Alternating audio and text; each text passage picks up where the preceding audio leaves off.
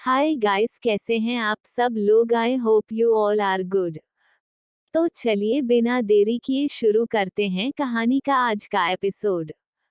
पूरे कॉलेज की लड़कियां और लड़के यहाँ तक कि प्रोफेसर आज भी आंखें फाड़ के अरमान और सुकून को देख रहे थे, जो दुनिया से अलग अपनी ही दुनिया में खोकर एक दूसरे को किस कर रहे थे। हमारी सुकून की एड़ियों में दर्द कर रहा था, इसलिए अरमान ने कसके उसे कमर से पकड़कर खुद से सटा दिया। अब सुकून किस करना बंद कर चुकी थी, पर अरमान बिना उसे कुछ सोचने समझने का मौका दिए उसके होठों को पैशनेटली किस कर रहा था।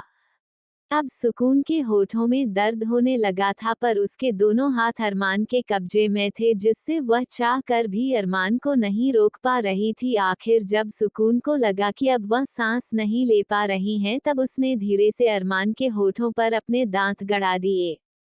सुकून के दांत अपने होठों पर महसूस करते ही अरमान को ध्यान आया कि वह कितनी देर से सुकून को किस कर रहा है। तभी अरमान को महसूस हुआ कि सुकून को सांस लेने में दिक्कत हो रही है। अरमान ने झट से सुकून के होठों से अपने होठों को अलग किया और उसे गले लगाकर उसकी पीठ को सहलाते हुए कहा, एंजल आर यू ऑक।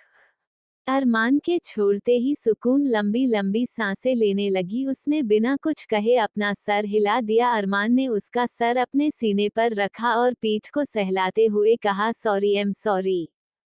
सुकून ने कुछ नहीं कहा, क्योंकि अभी भी उसकी सांसें कंट्रोल में नहीं थी। वही ग्राउंड में बैठी आधी से ज्यादा लड़कियां रो रो कर अपना आधे से ज्यादा चेहरा खराब कर चुकी थी, क्योंकि मेकअप उनका पूरी तरह से उतर चुका था और आधी लड़कियां रोने को तैयार ही थी। उन सब की आंखों में एक ही इमोशन नजर आ रहा था, नफरत का, वह भी सुकून के लिए। अगर उन सभी को एक मौका मिलता तो वह अभी के अभी जाकर सुकून को गला दबाकर मार देते, पर अरमान के होते हुए करना तो दूर की बात है, सोचना भी उनके लिए खुद की कब्र खोदने बराबर ही था।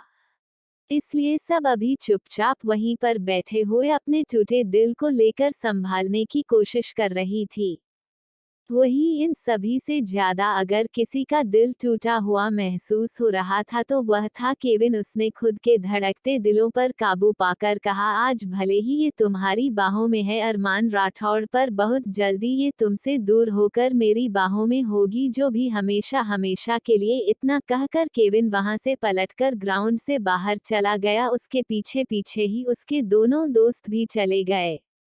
वहीं ग्राउंड में आहिल कार्तिक की पीठ सहला रहा था, क्योंकि कार्तिक बहुत गुस्से से अरमान को घूर रहा था। आखिर में आहिल ने कार्तिक को समझाते हुए कहा, अरे मेरे भाई, क्यों अपना दिल जला रहा है? तू चाहे तो उसे घूरता रहे दिन भर, उससे कोई फर्क नहीं पड़ने वाला, और तू इस तरह से उसे घूर रहा है जैसे तू ये सब करता ही नहीं। आहिल की बात सुनकर कार्तिक झेप गया। उसने घबराहट छुपाने की कोशिश करते हुए कहा, तुझे क्या लगता है मैं तुम दोनों राक्षस भाइयों की तरह जंगली हूँ? मैं कुछ नहीं करता, जो कुछ भी करती है तुम्हारी वो शूर्पणखा बहन करती है। कार्तिक की बात सुनकर आहिल ने अपनी आंखें मटका आते हुए कहा, इसका मतलब तुमसे ज्यादा डेयरिंग हमारी बहन में है? इससे तुम खुद को प्राउड फील कैसे करा सकते हो? वही अपनी खुद की बातों में खुद को फंसता देख कार्तिक ने झट से कहा, मैं मजाक कर रहा था, जो भी करना होता है मैं खुद करता हूँ। आखिर तुम्हारी बहन तो लड़की है और वह शर्म आती है ना कि मैं। इतना कहकर कार्तिक चुप हो गया। कार्तिक की बात सुनकर आहिल ने कहा, तुम्हारी बातें सुनकर मुझे अच्छे से समझ में आ गया कि कौन शर्म आता है। इतना कहकर वह वापस अरमान की तरफ देखने लगा। अरमान ने सुकून को शांत होने के बाद उसे कहा, आप अचानक से क्यों आ गई एंजल? सुकून ने अपनी आंखों की नमी को साफ करते हुए कहा, आपको चोट लगी? हमने देखा आपके चेहरे पर खून लगा हुआ था, इसलिए हम यहाँ पर आ गए। सुकून की बात सुनकर अरमान ने उसका हाथ पकड़ा और ग्राउंड से बाहर ले जाते हुए कहा, मुझे कुछ भी नहीं हुआ है एंजल, और जब तक मेरी एंजल मेरे साथ है मुझे कोई कुछ नहीं कर सकता, खुद भगवान भी नहीं। अब तक अरमान, सुकून, आहिल, कार्तिक, केविन और सभी लोग ग्राउंड से जा चुके थे। उन सभी के जाते ही प्रोफेसर ने माइक लिया और अनाउंस किया कि प्रैक्टिस आज नहीं बल्कि कल से शुरू होगी। प्रोफेसर के अनाउंस करते ही सभी लड़के लड़कियां वापस क्लास में चली गई, क्योंकि अभी कॉलेज खत्म होने में काफी देर थी। अरमान सुकून को लेकर सीधा अपने प्राइवेट कमरे में चला गया। उसमें सुकून को बेड पर बिठाया और उसके सामने घुटनों के बल बैठते हुए, एंजल मुझसे प्रॉमिस करो कि आगे से अगर मैं कभी भी किसी के साथ लड़ाई कर रहा हूँ तो आप ऐसे अचानक से बीच में नहीं आओगे, क्योंकि हो सकता है इस चक्कर में आपक भी चोट लग जाए और मैं ऐसा कभी नहीं चाहता। अरमान की बात सुनकर सुकून ने मासूमियत से कहा, ओके मिस्टर हैंडसम, हम आपसे प्रॉमिस करते हैं हम ऐसे अचानक से कभी बीच में नहीं आएंगे। सुकून की बात सुनकर अरमान के होठों पर मुस्कान आ गई। उसने सुकून को गले लगाकर दैट्स लाइक माय एंजल। अरमान की बात सुनकर सुकून के चेहरे पर भी मुस्कुराहट आ गए। उसने मुस्कुराते हुए कहा, ठीक है, पर आप आगे से ऐसे लड़ाई मत करना, अगर आपको चोट लग गई तो हमें बहुत रोना आता है। सुकून की बात सुनकर अरमान ने कहा, ठीक है, नहीं करूंगा। केविन के कमरे में ग्राउंड से केविन सीधा अपने घर चला गया था। इस वक्त उसके साथ उसके दोनों दोस्त स्मिथ और जाट मौजूद थे। केविन जब से आया था बस चुपचाप अपने कमरे की बालकनी में खड़ा होकर बाहर की ताजगी और हवाओं को महसूस कर रहा था। वो एकटक गार्डन में लगे सुंदर फूलों को देख रहा था। स्मिथ कितनी देर से उसके साथ बात करने की कोशिश कर रहा था, पर केविन ने अभी तक उसकी किसी भी बात का कोई जवाब नहीं दिया। आखिर में स्मिथ ने गुस्से से चिल्लाकर कहा, केविन, तुम सुन रहे हो या नहीं? मैं इतनी देर से अकेला ही बड़बड़ा रहा हूँ। अगर तुम्हें हमसे बात नहीं करनी है तो बता दो, हम आगे से कभी तुम्हारे पास नहीं आएंगे। इतना कहकर स्मिथ वहां से पीछे पलटकर कमरे से बाहर जाने लगा। तभी उसके कानों में केविन की गहरी आवाज पड़ी, I am falling in love with her. Kevin की आवाज कानों में पड़ते ही स्मिथ वहीं पर रुक गया। उसने पीछे पलटकर केविन को हैरानी से देखा और कहा, कौन? केविन ने अपनी आंखें बंद की और अपने दोनों बाहें फैलाकर आसमान की तरफ देखते हुए कहा, सुकून कपूर। सुकून का नाम सुनकर स्मिथ की आंखें हैरानी से बड़ी हो गई। उसने केविन की तरफ देखकर घबराते हुए कहा, तुम जानते हो केविन कि वो अरमान राठौड़ के लिए कितनी ज्यादा जरूरी है? अरमान राठौड़ उसे इस तरह से प्रोडक्ट करता है जैसे वो कोई कीमती खजाना हो। उसके बारे में सोचना छोड़ दो, क्योंकि जहां तक मुझे अरमान राठौर के बारे में पता है उसके लिए शायद वह सबसे ज्यादा जरूरी है। मैंने तो ये भी सुना है कि वो उसकी गर्लफ्रेंड है, इसलिए तुम उसके बारे में मत सोचो। स्मिथ की बात सुनकर केविन ने गुस्से से चिल्लाकर कहा, वह उसकी नहीं, वह मेरी है, और अब मैंने डिसाइड कर लिया है, वह सिर्फ और सिर्फ केविन विलियमसन की होगी। वह मेरी गर्लफ्रेंड बनेगी। जब मैं अरमान राठौड़ को कंपटीशन में हरा दूंगा तब मैं उससे उसकी गर्लफ्रेंड मांग लूंगा, वह भी हमेशा हमेशा के लिए, और उससे मुझे देना ही होगा, क्योंकि अब मैं उसके बिना नहीं रह सकता। केविन की बातें सुनकर स्मिथ का सर चकराने ही लगा था। स्मिथ वापस केविन की तरफ आया। उसने केविन को बाह से पकड़ा और उसे लेकर कमरे के अंदर आ गया। उसने केविन को बेड पर बिठाया और खुद उसके साथ बैठ गया। उसने केविन का हाथ अपने हाथों में लेकर कहा, भाई तू सच सच बता, तुझे क्या हो गया है? सुबह तक तो तू बिल्कुल ठीक था, जब से तू ग्राउंड से पीट कर आया है लगता है तेरे सर का कोई स्क्रू ढीला हो गया है, इसीलिए तू जब से आया है अपने ख्यालों में गुम था, और अब जब तू बोला तो सब बेफिजूल की बातें। स्मिथ की बात सुनकर केविन ने डिटर्मिनेशन के साथ कहा था, मैं कोई बेफिजूल की बातें नहीं कर रहा हूँ। जब से मैंने उसे देखा है मेरे दिल की धड़कनें अपने आप तेज हो जाती है। मैंने आज से पहले कभी किसी लड़की को देखकर इस तरह से फील नहीं किया। जब भी उसके चेहरे पर वह मासूम मुस्कुराहट देखता हूँ दिल करता है उसे कस के गले से लगा लूट पर। तभी मेरा ध्यान उसके बगल में चल रहे अरमान राठौड़ पर जाता है, जिसे देखकर मेरा खून खोलने लगता है। मेरा दिल करता है कि मैं अरमान राठौड़ का अभी के अभी खून कर दूं। तुम तो हमेशा से मेरे साथ थे, हाई स्कूल से मेरी अब तक कम से कम 10 से 12 गर्लफ्रेंड हो चुकी है, पर मुझे उनमें से किसी का नाम भी याद नहीं है, और मुझे उस सुकून की हर एक बात याद है। मुझे ये भी याद है कि उसने कौन से दिन कौन से कलर के कपड़े पहने थे, उसने कौन सा हेयर बेल्ट लगाया था, यहाँ तक कि मुझे ये भी पता है कि वह कौन से हेयर क्लिप लगाती है। मैंने आज तक कभी अपनी गर्लफ्रेंड पर इतना ध्यान नहीं दिया जितना मैं उस पर देता हूँ।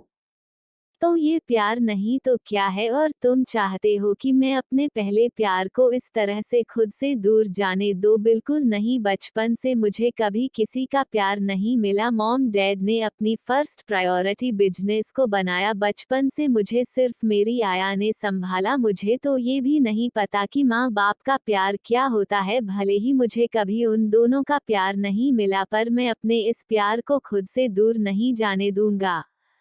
वही स्मिथ अभी तक चुपचाप केविन की सारी बातें सुन रहा था। आखिर में उसने गहरी सांस ली और केविन का चेहरा अपनी तरफ घुमाकर उसकी आंखों में आंखें डालकर कहा, मुझे नहीं पता कि तू क्या कह रहा है और क्या नहीं। जहां तक अरमान राठौड़ की बात है, मैंने उसके आंखों में उस लड़की के लिए बेशुमार प्यार देखा है। तू उसके रास्ते में मत आ भाई, वरना हम तुझे भी ना खो दे।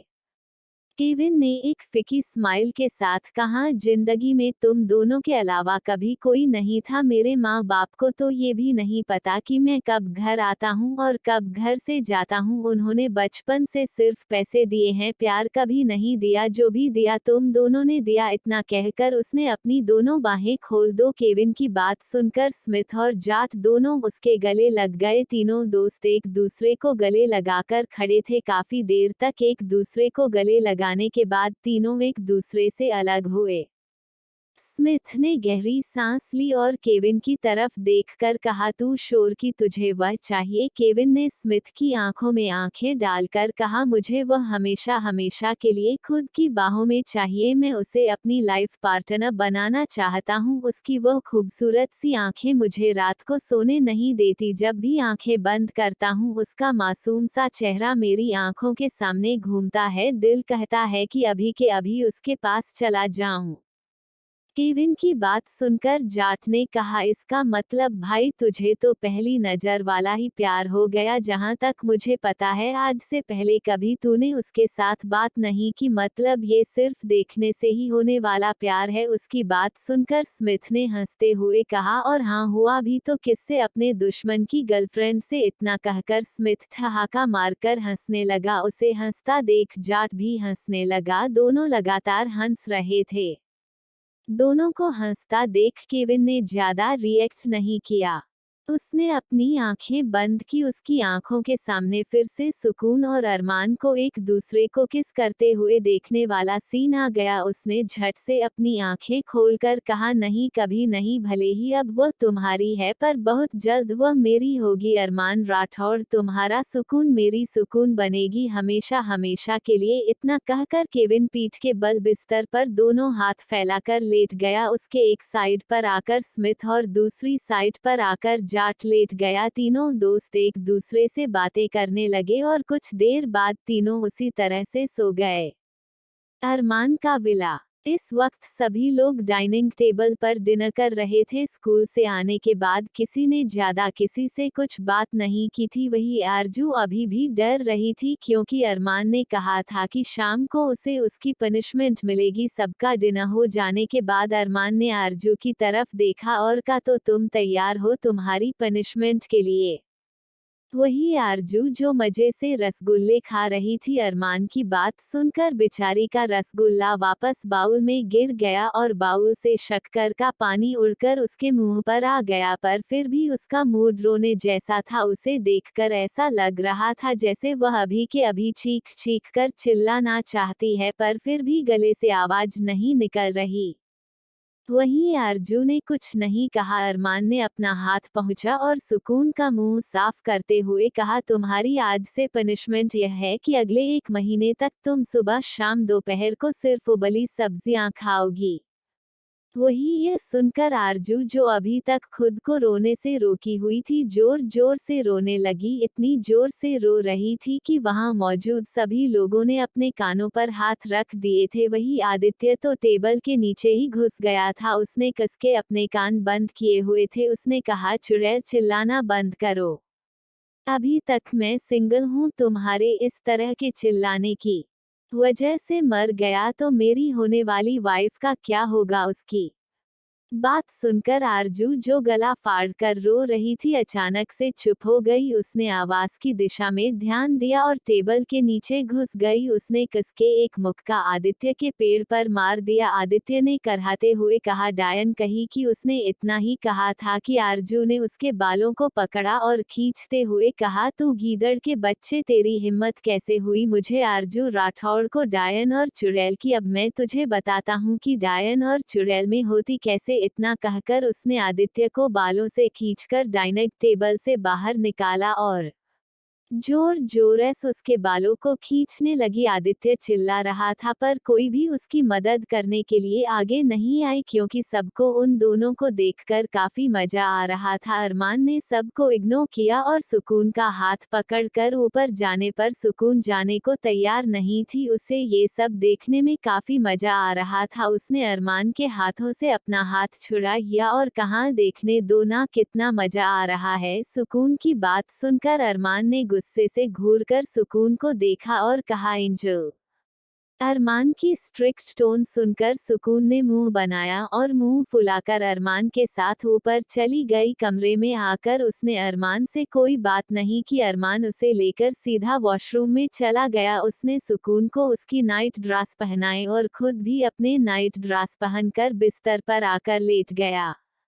सुकून अभी भी गुस्से से मुंह फुलाकर बैठ के एक कोने पर सिकुड़कर लेटी हुई थी। जब अरमान ने देखा कि सुकून उससे कितना ज्यादा दूर लेटी हुई है, उसने सुकून को कमर से पकड़कर अपने करीब खींचते हुए कहा, क्या हुआ। सुकून ने अभी भी कोई जवाब नहीं दिया। अरमान ने फिर से प्यार से उसकी पीठ को खुद से हटाते हुए कहा, क्या हुआ एंजल। सुकून ने अभी भी कुछ जवाब नहीं दिया। अब अरमान को गुस्सा आ रहा था। उसने थोड़ा अपनी आवाज को कड़क करते हुए कहा, मैंने कहा क्या हुआ। अरमान की आवाज में नाराजगी महसूस करते ही सुकून झट से उसकी तरफ पलट गई, फिर भी उसने कुछ नहीं कहा। अरमान ने सुकून की तरफ देखा, जिसका चेहरा गुस्से से फूला हुआ था और वह बहुत ज्यादा क्यूट लग रही थी। अरमान ने आगे बढ़कर उसके गालों को खींचते हुए कहा, क्या हुआ। सुकून ने मुंह बनाकर कहा, आपकी वजह से हमें आरजू और आदि भैया की लड़ाई नहीं देखने को मिली। सुकून की बात सुनकर अरमान ने अपनी आईब्रोज सिकोड़ते हुए कहा, उसमें ऐसा क्या था जो तुम्हें मजा आ रहा था। सुकून ने बच्चों की तरह खुश होते हुए, कितना मजा आ रहा था। आरजू आदि भैया के बालों को कितनी जोर जर से खींच रही थी और आदि भैया बच्चों की तरह चिल्ला रहे थे, हमें तो बहुत मजा आ रहा था, आपको क्यों मजा नहीं आया। इतना कहकर सुकून चुप हो गई। केविन अभी उठकर बैठा हुआ था। उसके हाथ में सुकून की एक फोटो थी। यह फोटो केविन ने अपने एक आदमी से कहकर उसके क्लास में बैठे हुए निकाली थी। केविन ने उस फोटो को देखकर जुनूनियत भरी आवाज में कहा, बस 7 दिन, उसके बाद तुम मेरी हमेशा हमेशा के लिए। अगले दिन सुबह सब कुछ नॉर्मल रहा। प्रिंसिपल की अरमान को कुछ कहने की हिम्मत नहीं थी, इसलिए उन्होंने किसी से कुछ नहीं कहा। इस तरह एक हफ्ता बीत गया। आज दोपहर को कॉलेज में फुटबॉल कंपटीशन का मैच था। एक हफ्ते में केविन एक बार भी कॉलेज नहीं आया था। इस बात से सबको हैरानी थी, क्योंकि जहां तक सबने देखा था उसे ज्यादा चोट नहीं आई थी। वही केविन अपने घर पर फुटबॉल की लगातार प्रैक्टिस कर रहा था, जिससे वह अरमान को हराकर उससे सुकून को मांग सके। वही इस बीच उसके दोनों दोस्त उसी के साथ थे। तीनों ने मिलकर जमकर प्रैक्टिस की। आज केविन कॉलेज आया हुआ था, क्योंकि आज मैच था। अरमान और केविन एक दूसरे को आंखों ही आंखों में घूर रहे थे, पर दोनों में से किसी ने कुछ नहीं कहा। वही सभी लड़के लड़कियां उन दोनों की आंखों ही आंखों में चलने वाली लड़ाई को देखकर काफी ज्यादा मजे ले रहे थे, क्योंकि कॉलेज के सबसे पावरफुल और हैंडसम लड़कों के बीच लड़ाई देखने में जो मजा आता है, वह किसी और के देखने में कहाँ। इसी तरह दोपहर का समय हो गया। 3 बजे से फुटबॉल का मैच ग्राउंड में शुरू होने वाला था। दूसरे कॉलेज के कई सारे बच्चे आज मैच देखने के लिए आए हुए थे। उन्हीं के साथ उन सभी कॉलेज के टीचर्स भी आए हुए थे। लगभग ग्राउंड के आसपास 2 से 3 हजार लोग देखने के लिए मौजूद थे। वहीं ग्राउंड के बीचों बीच अरमान की टीम और केविन की टीम एक दूसरे के आमने सामने खड़ी थी। अरमान के चेहरे पर काफी सीरियस एक्सप्रेशन थे। मैच शुरू होने में अभी आधा घंटा बाकी था। प्रोफेसर ने सभी बच्चों को कुछ देर तक वार्म अप करने के लिए कहा। वही अरमान ने एक नज़र ऑडियंस स्टैंड की तरफ देखा। वह मैच खेलने से पहले एक बार अपनी एंजल का चेहरा देखना चाहता था, पर सुकून को वहां ना देखकर उसकी आईब्रोज आपस में सिकुड़ गई, क्योंकि वहां पर उसे दिव्या और आरजू दिखाई दी। अरमान बिना किसी पर ध्यान दिए सीधा उन दोनों की तरफ चला गया। अरमान को इस तरह ग्राउंड से बाहर जाता देख प्रोफेसर परेशान हो गई, क्योंकि आज बात उनकी रेपुटेशन की थी। क्योंकि बाकी सभी कॉलेज के टीचर स्टाफ यहाँ पर ही मौजूद थे, पर फिर भी अरमान से उन्होंने कुछ भी नहीं कहा। अरमान सीधा लंबे कदम लेते हुए सुकून को ढूंढते हुए दिव्या और आरजू के सामने आकर खड़ा हो गया। वही लड़कियां तो अरमान को अपने इतने करीब देखकर खुशी से चिल्लाने ही लगी। अरमान ने एक नज़र गुस्से से उन सभी पर डाली। सभी हूटिंग करने वाली लड़कियां अचानक से चुप हो गई। अरमान की डरावनी देखकर कुछ की तो सांसें ही गले में अटक गई। सब चुपचाप अरमान के हैंडसम चेहरे को देख रहे थे, जिस पर चिंता और गुस्सा साफ साफ नजर आ रहा था। अरमान ने बिना किसी एक्सप्रेशन के दिव्या और आरजू से कहा, एंजल कहाँ है? दिव्या और आरजू, भाई पता नहीं, थोड़ी देर पहले हमारे साथ थी, उसके बाद वो यहाँ जल्दी आने के लिए निकल गई थी, पर हम पहुँच गए, पर वो पता नहीं कहाँ है। वहीं ये सुनकर कि सुकून कहाँ है ये किसी को नहीं पता, अरमान का गुस्सा सातवें आसमान पर पहुँच गया। उसने गुस्से से चिल्लाकर कहा, तो तुम दोनों के पास दिमाग नहीं है?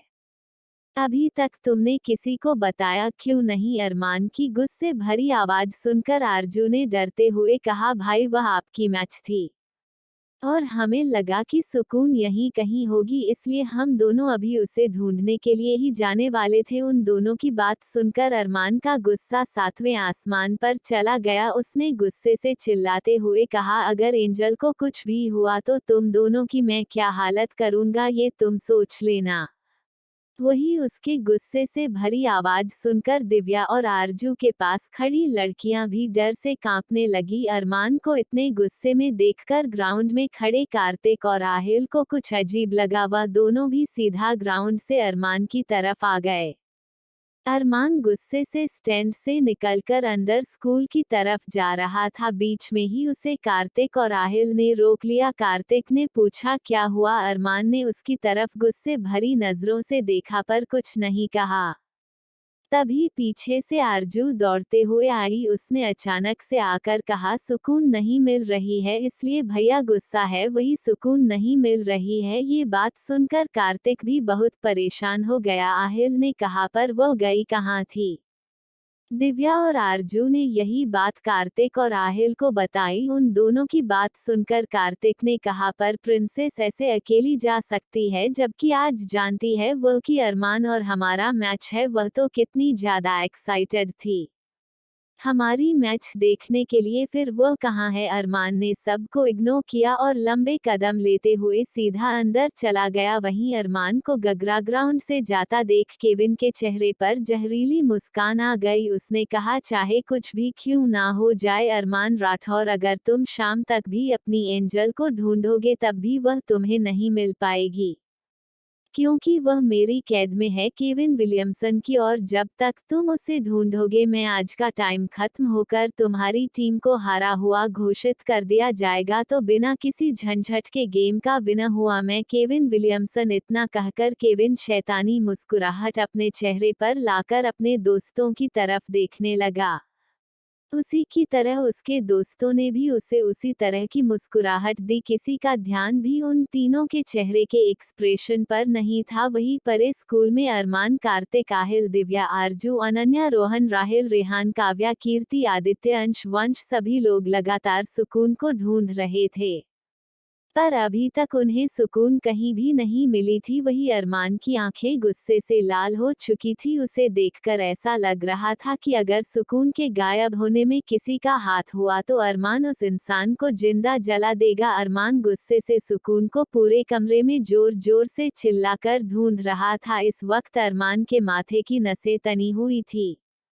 वहीं एक अंधेरे कमरे में सुकून अपना चेहरा घुटनों में छुपाकर सिसक रही थी क्योंकि उसे हर चीज से डर लगना लगभग बंद ही हो चुका था क्योंकि अरमान ने उसे काफी ज्यादा अच्छी ट्रेनिंग दिलवाई थी।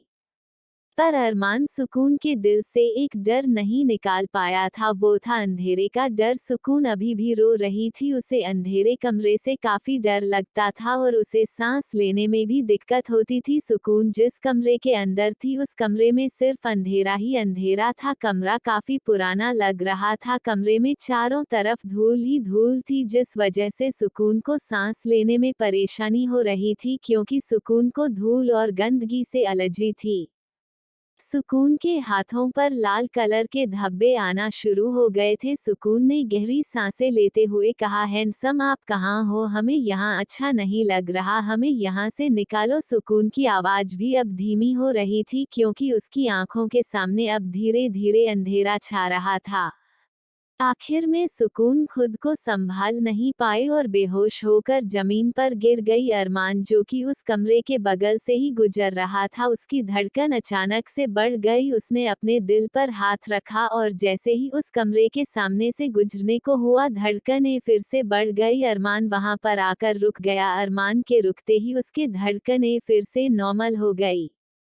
अरमान को कुछ अजीब लगा, उसने दरवाजा खोलने की कोशिश की। दरवाजा पुराना होने की वजह से जाम हो चुका था जिस वजह से वो खुल नहीं रहा था। अरमान ने दनादन 2-3 लात दरवाजे पर मारी, दरवाजा अपने आप खुल गया। दरवाजे के खुलते ही अरमान बिना कुछ सोचे समझे अंदर चला गया। अंदर अंधेरा ही अंधेरा था जिस वजह से अरमान को कुछ भी साफ साफ नजर नहीं आ रहा था। अरमान ने पैंट की पॉकेट से अपना मोबाइल निकाला और फ्लैशलाइट ऑन करके सुकून को देखने लगा। अरमान ने कमरे के चारों तरफ देख लिया और उसे सुकून नहीं दिखाई दी। जैसे ही वह पीछे पलटा, उसे एक कोने में सुकून बेहोशी की हालत में गिरी हुई दिखाई दे। सुकून को इस तरह देखकर अरमान का दिल फिर से जोर जोर से धड़कने लगा। अरमान दौड़ते हुए सुकून के पास आया और घुटनों के बल नीचे बैठकर सुकून का सर अपने गोद में रखकर उसके गालों को थपथपाते हुए कहा, क्या हुआ एंजल, आपको क्या हुआ? पर सुकून कोई रिस्पांस नहीं दे रही थी। अरमान ने एक नज़र सुकून के गालों की तरफ देखा जो उसके गोरे गोरे गाल अब छोटे छोटे लाल कलर के धब्बों से भर गए थे। अरमान को समझने में देरी नहीं लगी कि सुकून को एलर्जी रिएक्शन हुआ है।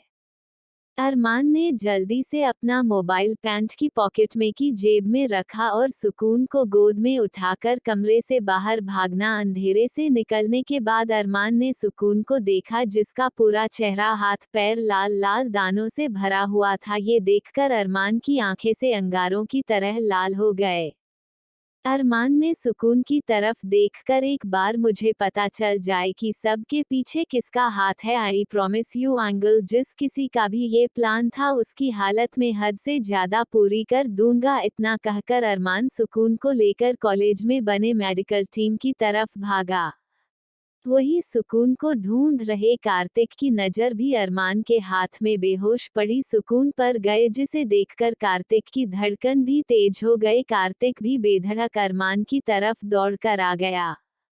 उसने अरमान से कहा, अरमान क्या हुआ? प्रिंसेस को अभी कुछ बताने की हालत में नहीं था अरमान और तेजी से सीधा मेडिकल के रूम के बाहर आकर रुका। अंदर एक नर्स बैठी हुई थी जो कि टॉप की डॉक्टर थी क्योंकि यह कॉलेज लंदन का सबसे बड़ा और नामचीन कॉलेज था और यहाँ पर बड़े बड़े लोगों के बच्चे पढ़ने के लिए आते थे। इस वजह से यह पर इतनी ज्यादा फेमस और अच्छी डॉक्टर को रखा गया था। अरमान सीधा सुकून को लेकर अंदर आ गया। अरमान को देखकर डॉक्टर जल्दी से खड़ी हो गई, जल्दी से मेरी एंजल करो, अगर उसे कुछ भी हुआ तो तुम्हारी चमड़ी में उधेड़ दूंगा। अरमान की बात सुनकर बेचारी डॉक्टर की सिट्टी पिट्टी गुल हो गई। उन्होंने घबराते हुए कहा, मैं देखती हूँ। इतना कहकर उन्होंने सुकून को देखा जिसका मासूम सा प्यारा सा गोरा गोरा चेहरा लाल लाल धब्बे से भर चुका था। उन्होंने सुकून को चेक करने के बाद एक इंजेक्शन निकाली। जैसे ही वह सुकून को इंजेक्शन लगाने वाली थी, अरमान चिल्लाया। अरमान को चिल्लाता देख डॉक्टर ने अरमान की तरफ देखा जिसने कसके अपनी आंखें बंद की हुई थी और सुकून के हाथों पर अपनी पकड़ उसने मजबूत कर दी थी। अरमान ने धीरे से कहा, धीरे से इंजेक्शन देना मेरी एंजल को दर्द नहीं होना चाहिए। डॉक्टर ये देखकर हैरान थी कि बड़े बड़े जख्मों को आसानी से सहने वाला अरमान आज बस एक छोटी सी इंजेक्शन की वजह से डरकर अपनी आंखें बंद कर रहा है।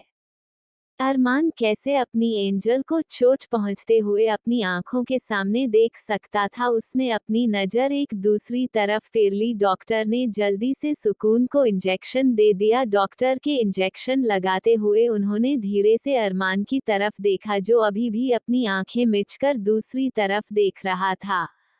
उन्होंने छोटी सी स्माइल के साथ कहा, हो गया। डॉक्टर की बात सुनकर अरमान ने एक नज़र सुकून की तरफ देखा, जो अभी भी बेहोश थी। अरमान ने अपनी रूड टोन में कहा, कब तक मेरी एंजल को होश आ जाएगा? डॉक्टर ने कहा, आधे घंटे में इन्हें एलर्जी हुई है और करीब 1 दिन बाद इनके सभी निशान मिट जाएंगे। धीरे धीरे इनके बॉडी पर से यह रेड कलर के धब्बे मिटाना भी शुरू हो जाएंगे। आप चिंता मत कीजिए। डॉक्टर की बात सुनकर अरमान ने अपना सर हिलाया। इसी के बीच एक लड़का दौड़ते हुए अरमान के पास आया। इस तरह उस लड़के को अपने सामने देखकर अरमान ने गुस्से से कहा, तुम यह आप क्या कर रहे हो?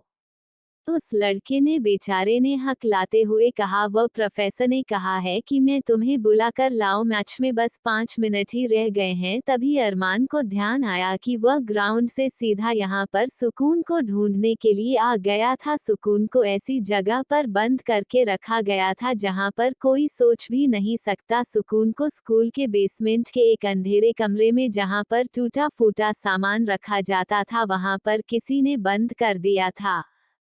वह तो अरमान के दिल में उसे सुकून के होने का एहसास करवाया, वरना शायद सुकून को ढूंढना इतना आसान नहीं होता। अरमान ने एक नज़र सुकून की तरफ देखा, जिसके चेहरे पर से धीरे धीरे धब्बे मिट रहे थे। अभी वह एक मासूम सी परी की तरह बिस्तर पर लेटी हुई थी। सुकून को देखकर अरमान को यहाँ से उठने की इच्छा नहीं हुई। उसने बिना उस लड़के की तरफ देखे कहा, मैं नहीं आ रहा हूँ। अरमान की बात सुनकर वह लड़का परेशान हो गया। उसने घबराते हुए कहा, पर अपने केविन के साथ शर्त लगाई थी, क्या आप भूल गए? वही शर्त की बात सुनकर अरमान की आंखें गहरी हो गई। उसने मन ही मन कहा, तो इसके पीछे तुम हो केविन विलियमसन। मुझे गेम में हराने के लिए इतनी घटिया हरकत करोगे, मैंने कभी सोचा नहीं था। मैंने तुमसे वादा किया था कि एक नॉर्मल स्टूडेंट अरमान राठौड़ तुम्हारा मुकाबला करेगा, तो यही सही। अब तुम देखोगे कि अरमान राठौड़ अपनी मोहब्बत को चोट पहुंचाने का बदला तुमसे किस तरह से लेता है। वादा करता हूँ, जितनी ज्यादा मेरी एंजल रो रही थी, उससे कहीं ज्यादा तुझे तड़पाऊं ना। इतना कहकर अरमान ने एक नज़र सुकून की तरफ देखा। अरमान सीधा मेडिकल रूम से बाहर निकल गया। मेडिकल रूम के बाहर ही कार्तिक, आहिल, दिव्या, आरजू, अनन्या, रोहन, अंश, वंश, आदित्य, रेहान, राहिल का व्यक्ति सब मौजूद थे। अरमान ने सबकी तरफ देखकर कहा, तुम सब एंजल का ध्यान रखो, अगर उसे होश आया तो उसे डरने मत देना, और तुम दोनों चलो, किसी को उसकी औकात याद दिलानी है।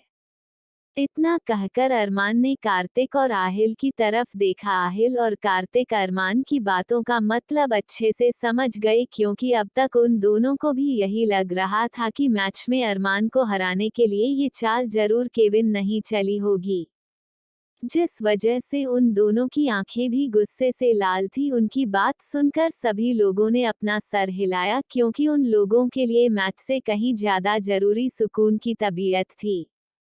वहां से अरमान, आहिल और कार्तिक लंबे कदम लेते हुए ग्रानूडा की तरफ बढ़ने लगे। अरमान आगे था और उसके पीछे आहिल और कार्तिक। तीनों इस वक्त बेहद गुस्से में थी, जिस वजह से वह तीनों और भी ज्यादा हैंडसम और अट्रैक्टिव लग रहे थे।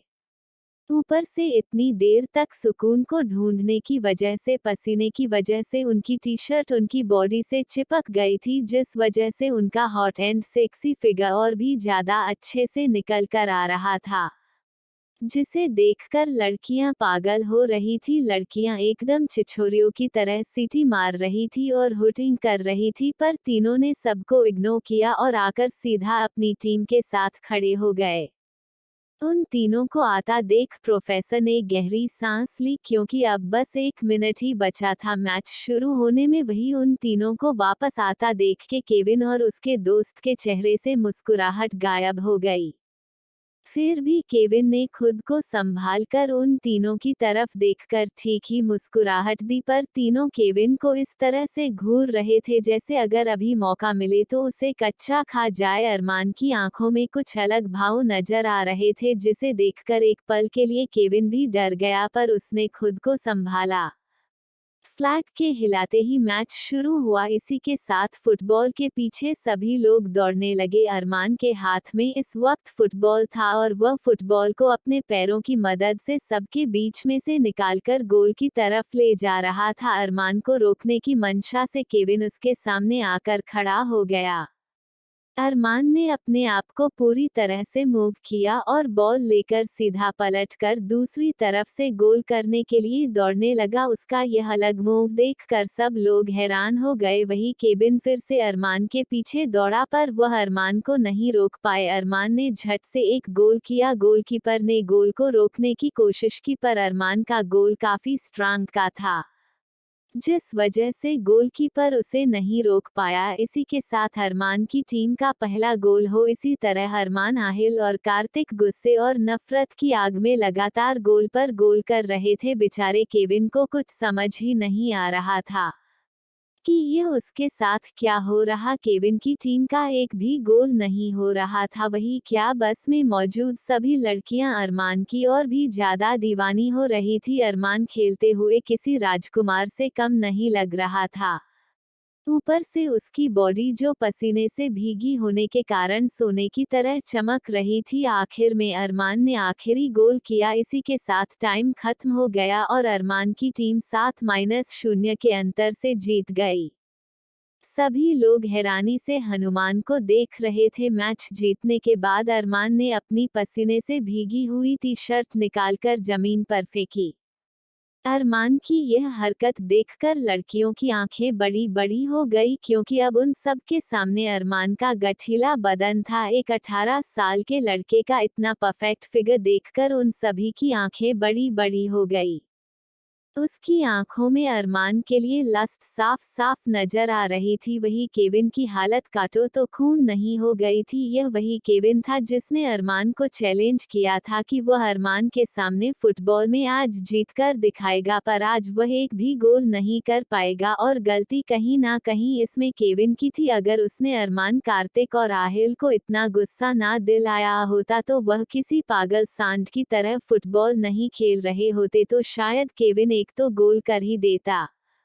पर केविन की बुरी किस्मत, उसने बिना सोचे समझे सबकी जान सुकून को अपने कब्जे में करने की सोची। वही टी-शर्ट निकालने के बाद अरमान ने ठंडे पानी से भरी हुई बोतल पूरी अपने ऊपर उन्हें उड़ेल दी। अरमान की मस्कुलर बॉडी पर पानी की बूंदें इस तरह से लग रही थी जैसे कमल के फूल के ऊपर पानी की बूंदें लगती है। अब सारी लड़कियां लगभग अरमान को देखकर अपने होश खो चुकी थी। वही ग्राउंड में मौजूद सभी लड़कों को अरमान से काफी जलन हो रही थी, क्योंकि वह अच्छे से लड़कियों के एक्शन देख रहे थे, पर वह चाहकर भी कुछ नहीं कर सकते थे। वही पूरी बोतल खुद पर उड़ेलने के बाद अरमान ने अपनी नज़र केविन की तरफ की, जो अभी भी हैरान परेशान सा ग्राउंड में खड़ा था। अरमान अपने लंबे कदम लेते हुए सीधा कर केविन के सामने खड़ा हो गया। इससे पहले कि केविन कुछ कहता है या करता, अरमान ने एक मुक्का उसके मुंह पर मार दिया। इसी के साथ केविन का नाक टूट गया और उसके नाक से खून निकलने लगा। केविन में हैरानी से अरमान की तरफ देखा। अरमान ने एक और 5 के उनके मुंह पर मार दिया। केविन इसके लिए तैयार नहीं था, इस वजह से वह जमीन पर गिर गया। सभी लोग जो ग्राउंड में मौजूद थे हैरानी से अरमान और केविन को देख रहे थे।